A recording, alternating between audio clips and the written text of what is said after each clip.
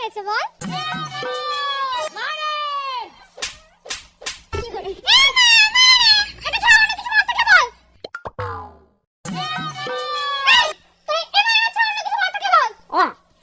জানা আজকে কি হয়েছে?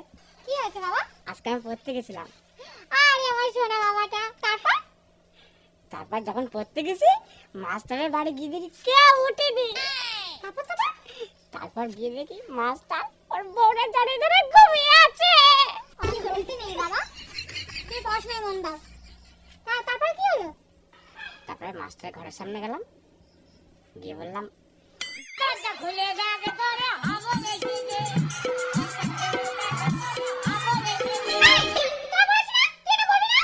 ঠিক আছে। ও শোনো না, বল।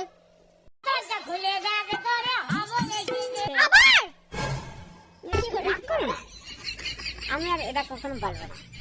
এমনি আজকে পড়ার থেকে আসার পরে কি হয়েছে তুমি জানো? কি হয়েছে বল বাবা?